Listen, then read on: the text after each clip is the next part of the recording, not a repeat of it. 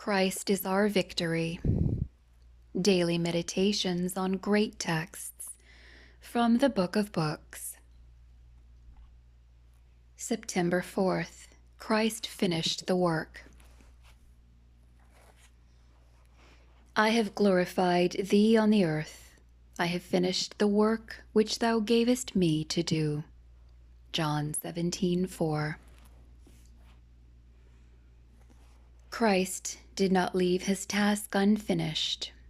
When he spoke the words of our text, the cross was still before him, but he went willingly through to the end. When at last he laid down his life, he could say, "It is finished." The work he came to do was completed. Through the hot desert sands he walked to help a needy soul. He was never too weary to speak a word of cheer to a discouraged sinner. When he sat to rest beside Jacob's well, a woman of Samaria came to draw water, and he tactfully spoke to her about eternal truths. A rich harvest resulted from this one conversation. The scribes and Pharisees were seeking to entrap him, and did all they could to turn him from the work he had come to do. But Christ would not for a moment yield to discouragement or turn aside from the path of duty. He was always about his Father's business.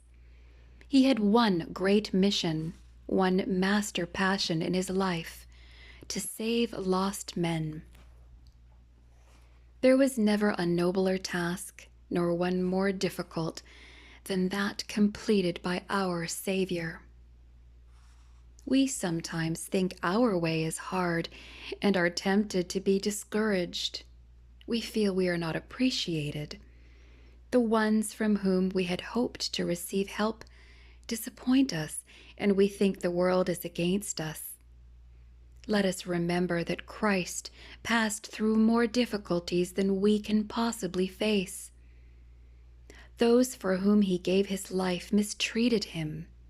Even his disciples forsook him and fled. In the Garden of Gethsemane, he needed the comfort of his friends, but he found them sleeping.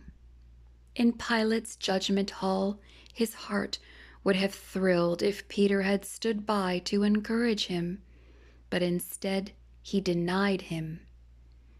In the face of overwhelming trials and disappointments, Christ endured to the end and finished gloriously that which he came to do.